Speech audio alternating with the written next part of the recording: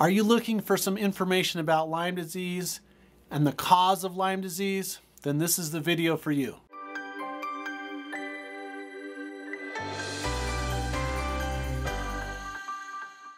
Hello everyone, this is Dr. Jason West and we're going to talk about Lyme disease. This is another part of our series. This is about the causes of Lyme disease. So just a real quick recap. Lyme disease is the great imitator. If you put 40 people into a room, you're going to see about 40 different presentations or symptoms, and it's almost impossible to diagnose based upon symptoms. Matter of fact, the CDC criteria says that you need to diagnose based upon exposure, symptoms, and it may be supported with blood tests or blood chemistry analysis. So we're going to talk about tests coming up in another video, but now we're going to talk about the causes. Now, how I got into Lyme disease was my dad got really sick back in 2001. He actually ended up correctly being diagnosed with scurvy, which you're going to think about, oh my gosh, scurvy was cured hundreds of years ago. But he had a heavy metal toxicity that came from basically a chipped tooth that had a bunch of mercury in it, got into his GI system, didn't allow him the uptake of vitamins. Because of treating him, we learned how to do these immune system stimulation and detox pathways through IV vitamin C, through neural therapy for a specific heavy metal detoxification therapy. I had one of the patients that was really sick come into the office asking help for an undiagnosed condition. I was aware of Lyme disease. We did the testing, we found it out, and everything that they had done in medicine hadn't worked. And so we had to come up with a new game plan. And if you have Lyme disease, you know, it's kind of a lonely disease or lonely condition because you'll read, you can find anything you want on the internet. You can find good treatments, you can find bad treatments. You'll have some people saying this is the best treatment ever. Other people say that was the most horrible treatment. And you have all these people, well-meaning people in your circle telling you what to do. It can be a really, really lonely disease. And most people say, I don't know exactly what's going on, but I know I don't feel good. So you'll see people that have stomach problems. You'll see headaches. You'll see arthritis. You'll see muscle problems.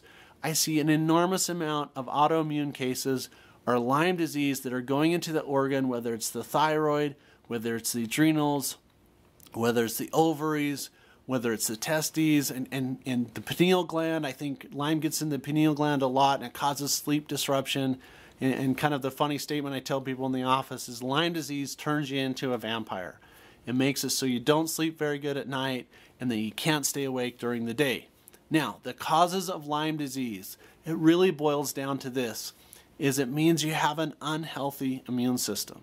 Now think about this. All day long we're coming into contact with bacteria, with viruses, with fungus, and believe it or not, with parasites. I see a lot of parasite conditions not related to Lyme, but people are traveling around, they're going outside of the country, they change what they're eating, they get a parasite problem, and in America we think, oh, well, you can't have a parasite problem, we don't have parasites here. And we sometimes forget that people travel and that they get sick because they are exposed to something their body's not used to.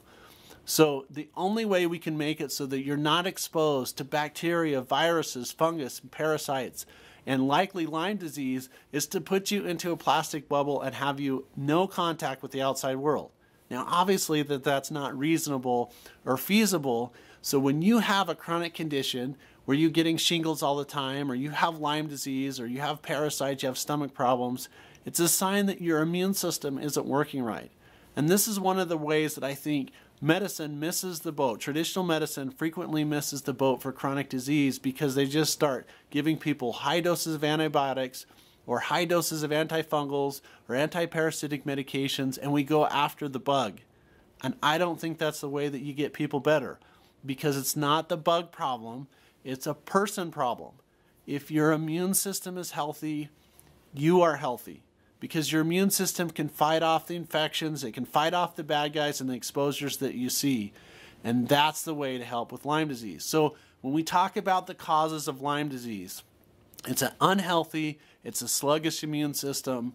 Now, it doesn't mean that your immune system isn't working, because if your immune system wasn't working, you would be dead. So that's a good news. Now, what happens if your immune system is healthy is you can fight the disease and your immune system can get rid of the bad guys. Now let's talk about the causes of Lyme disease. The most accepted cause of Lyme disease is a tick-borne illness. That's the vector. Basically, when it bites you or bites a person, what happens is it injects the bacteria, the Borrelia burgdorferi, into the system, and that's just the beginning. Because what happens is there's 5 phases of Lyme disease, in my opinion, and I'll share with you the references in the upcoming video, but there's the spirochete phase, the spore phase, the budding phase, the biofilm phase, and the intracellular phase. And the medical world typically runs after the spirochete phase and doesn't recognize that there's other life cycles of Lyme disease. Now, the cause of that is a sluggish immune system, and then I get asked all of the time, what about if I don't remember getting bit by a tick?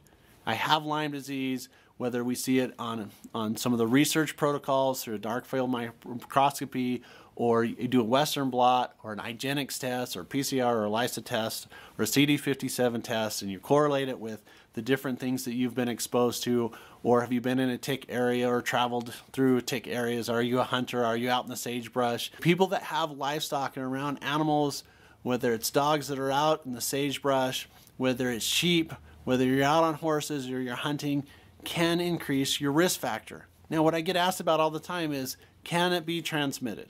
Now, the traditional medical approach is no, it can't be transmitted. But I like to give the people this example. Lyme disease is a spirochete. It's a corkscrew-shaped bacteria that basically bores into organs and tissues. A sexually transmitted disease called syphilis is a spirochete, and it's transmitted sexually. So is it possible for Lyme disease to be transmitted sexually through partners, through spouses? And in my opinion, yes, I think that's a possibility, but that is not the accepted medical norm. Other people that I've been involved with in the Lyme world think that it may be possible to have it transmitted by casual contact, drinking out of the same cup, living in the same household. I don't know if that's what's happening or not. Can it be transmitted in utero? And the answer for me is it's possible. Now, the interesting thing about this is I've seen people that are sick with Lyme disease that express all of the symptoms. And this kind of funny thing happens in nature where opposites attract. And what happens is they may be made out of Elmer's glue, which means they may have these genetic predispositions to disease. They marry someone that just is really, really tough. And so what happens is you'll do the medical testing on the sick patient. I've had people request to do the medical testing on their healthy spouse. And what happens is you'll see carrier indicators in the healthy spouse and they have no symptoms. And what happens is their significant other is sick. So is there ability to transmit it? I think it's possible. Does it happen all the time? I don't think so. Does traditional medicine accept that it could be sexually transmitted or in utero transmitted? And the answer is no. So these are just hypotheses that I am giving you. Now, the causes of Lyme disease, circling back around, is it's caused by a weak immune system or a sluggish immune system. The way to treat Lyme disease is to help people have as healthy as immune system as possible, to do immune system stimulation, to make sure all the building blocks are there for very good health, which includes your biochemistry, your biomechanical, your energy pathways, and your mind-body healing. And when you incorporate that, there's a lot of hope. It's not just me saying it.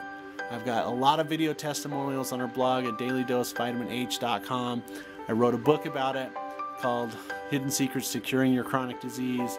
And I'm so excited to tell you about my new book coming up called I Am the Hero of My Own Story. It's patient success stories that were out of hope, out of time, and out of options.